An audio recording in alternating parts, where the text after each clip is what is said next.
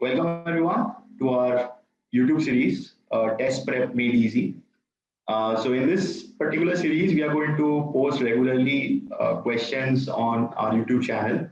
The questions may pertain to CAT preparation, maybe pertaining to GMAT preparation, as well as of various topics which are tested in these particular exams. For example, Quants, LRDI, English, and various areas which are tested. And each day we will handle certain number of questions and their video solutions. The best approach is to these questions in these videos.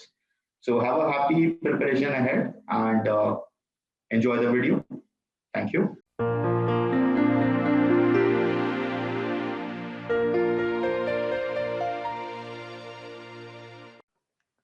All right, so these are the questions that we are going to try in today's video. If you have tried it already from the thumbnail, good enough. If you haven't, you can pause the video at this point and try it once before you look into the solutions. We recommend you doing that. But if you just want to enjoy the solution, that's also good enough. And go ahead and watch the solutions now. All right. So this is a very straightforward question. Those who know about the basic idea behind these kind of questions, you should be able to solve this. I'll just explain the basic idea once before I get into solution out here. So let's say the expansion of a plus b whole cube. This is just a reference. If I take the expansion, I'm using this because many of you who are watching this video will know the expanded form of this. So that will be a cube plus 3a square b plus 3ab squared plus b cube, right? So this is the expanded form of a plus b whole cube. Now the question is looking for sum of coefficients. So look at the coefficients of this particular expanded form. So a cube has a coefficient of 1, by the way, don't write a 0. This is 1 into a cube. If no coefficient is written, that is what the coefficient is. This is a coefficient of 3. This is a coefficient of 3, and this has a coefficient of 1.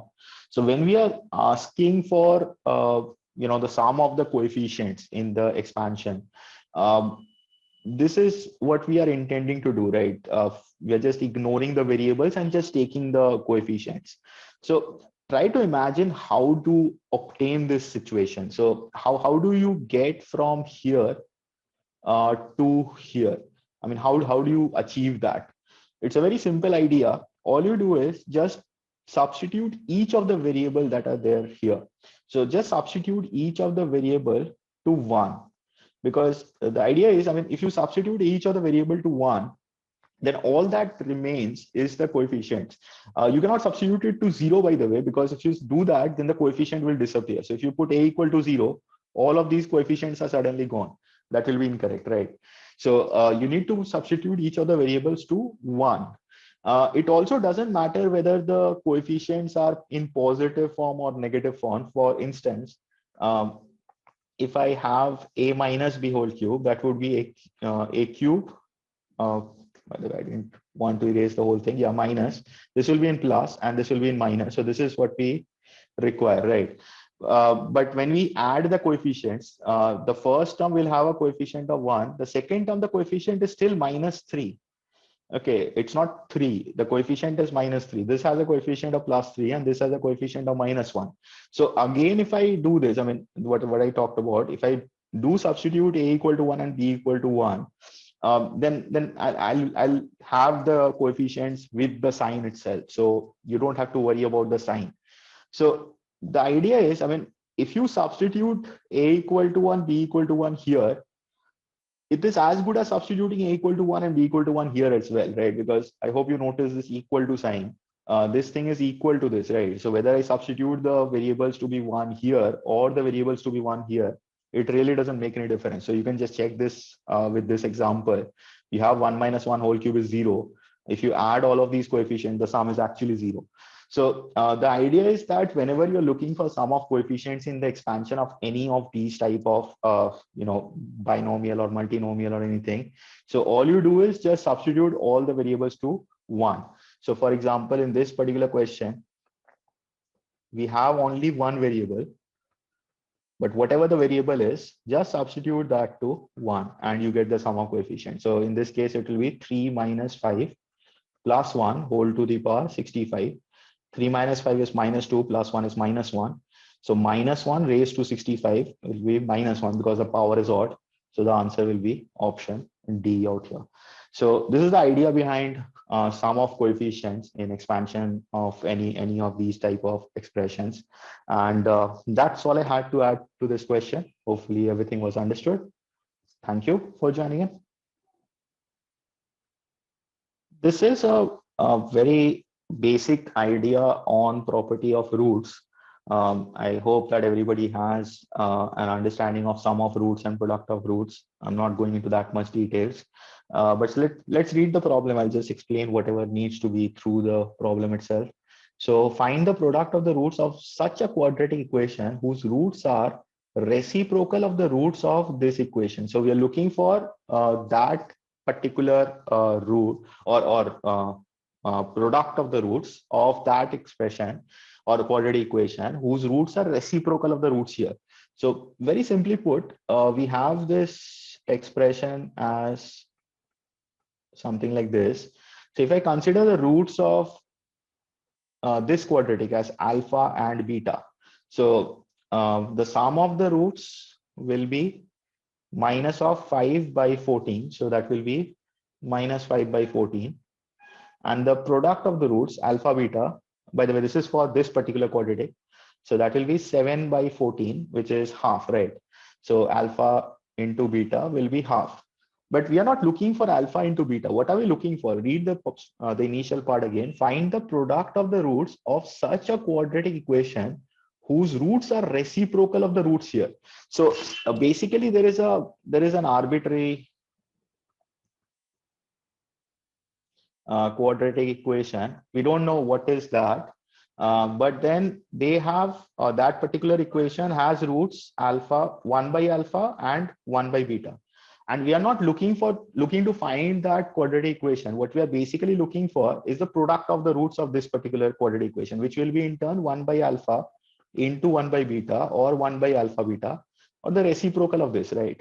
So alpha into beta is already known to us, which is half. So the reciprocal of that will be 2 as our answer to this problem. So that's the answer for this problem. I hope this was understood. It's a very simple idea. These kind of questions appear in a lot of different exams. And that's it for this problem. Hopefully everything was understood. Thank you. Okay, so we have a very basic question on functions. I mean, the definition is given already. Let me just highlight that. So we have this g of x plus y is equal to gx into gy for all real values of x and y, right? Now, I have discussed a lot of variations on this type in the special functions part of our QA preparation, but I'm not going into that much details. In this particular question, if you notice that G4 is given to us, the value of G4 that is provided and the value of G2 is required. So it's a very simple problem. Just need to observe one thing out here. And the one thing you have to observe is 2 plus 2 is equal to 4. So just for the sake of simplicity, let me assume the G of 2 to be K or something. And the value of G4 is given to us, which is nothing but G of 2 plus 2. And now if you look at this definition, so G of 2 plus 2 should be equal to G of 2 into G of 2, isn't it? X and Y being 2 and 2 or something. Now, both of these are K. So we have K into K, which is K squared is equal to, and G of 4 is given to us 2401. So that's known to us, right? Now we're looking for the value of K or the G of 2. Don't make a mistake just because you have 49 as one of the options. Don't just mark that in a rush or something.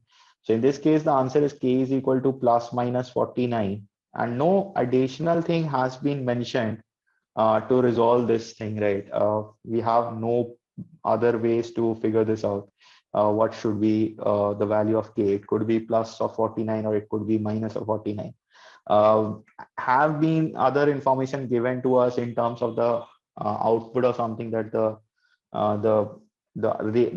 range is also in terms of real values. I don't want to overcomplicate that, but had that been provided, then yes, there is a way to actually put into prove that g of 2 cannot be minus 49 because g of 2 will be g1 squared. But g1 squared could be minus 49 if g1 is not a real value. What you have to understand is x and y are real values as per the definition. But whether the output, so for g of x or g of y individually, whether that is giving me a real value output or not, that is not mentioned in the question, right? So yeah, I don't overcomplicate in these kind of cases. CAT and these exams will not test you to that depth. But yes, in this case, K could actually assume plus minus 49. So the answer is data insufficient to actually, I mean, we don't have any data to, any further information to pinpoint which is the correct one, whether plus 49 or minus 49. Well, that's the entire thing for this particular question. I hope everything was understood. Any doubts you had related to the input and output thing that I was talking about, you are free to mention that in the comment. Please let us know. We will be happy to help you further. Thank you for joining in. Okay, so in this problem, we are looking for the number of integral values of A for which the x coordinate of the point of intersection of the two lines, so these are the equation of the lines, is also an integer. I hope everybody is aware of this, that when you solve two linear equations simultaneously, what you're solving for is the intersection point basically. So that is what the question is saying. So when you are solving these two lines or trying to figure out that common point which is lying on both of these lines, the common point that you have, the x coordinate should be an integer, right? So the main focus is x coordinate. The y coordinate really doesn't matter here. So let us eliminate the y first of all. So I'm just going to rewrite this in a different way. So I'm getting the minus 3x. So the first one is initially what I'm focusing on. I'm getting this minus 3x on the left hand side. So what I have is 3x plus 4y is equal to 11, right? And since I have to eliminate the y, in the second one, what I'm going to do is I'm going to take the y to the other side, on the side of the x. So I'm going to write this as ax minus y is equal to minus 1, right? I hope you understood. I'm just switching over the sides here.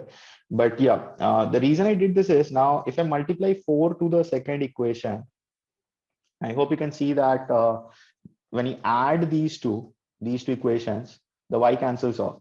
So what I have is something like this: 3 plus 4a into x should be equal to 7, right?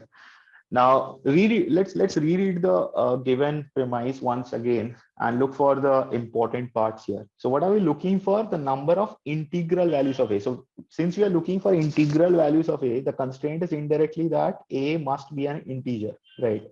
So A has to be an integer. By the way, this is the exists and thing I wanted to write. Anyhow, so for which the x coordinate of the point of intersection is also okay. So the x coordinate of the point of intersection, so this x value out here, after we have solved this, so this x value should also be an integer, right? So these are the two constraints that are there. Yes, we are counting the values of A which are feasible, but this is the main constraint. Now, one thing you have to understand out here, see, let's keep it in this product form itself. We know that this x is an integer, right? We already know that. Now, since A is an integer, so A being an integer, when you multiply 4 to it, 4a has to be an integer. And then when you add 3 to the 4a, that end result should also be an integer, right? So this entire thing should be an integer. Please understand one thing. If A is an integer, then this 3 plus 4a will be an integer. But the converse is not necessarily true. If 3 plus 4a is an integer, then A may or may not be an integer. That is what we will test going forward. So I just wanted to mention this beforehand. So if A is an integer, then 3 plus 4a will always be an integer. But if 3 plus 4a is an integer, then A may or may not be an integer. So I hope this is a very basic idea. Everybody is aware of this. Let's carry forward by why I was focusing on these two parts. So what you have to understand is, because these two integers are multiplied to get this 7, both of these parts must be factors of 7, right? So let us focus on factors of 7. And also remember that the question is not looking for positive integers alone. So we can take negative integers. So for x, it is simple. So I'm just writing this here. So 3 plus 4a and x, right? So the product has to be 7. And 7 is a prime number, by the way. So only way to represent that is 1 into 7. So either I can take this as 1, this as 7, or I can take this as -1 and this as -7. Both have to be of the same sign. Only then the product will be 7. These are the cases that I'm taking. It could be 7 here and 1 here, just reverse the order, or it could be -7 here and -1 here. Now, as I was mentioning earlier, we have to check in each of these cases whether a is coming out to be an integer or not. So look for a. So if 3 plus 4a is equal to 1, then a is coming out to be -2 by 4, which is minus half, right? So that is not an integer. So ignore this. So this case is out.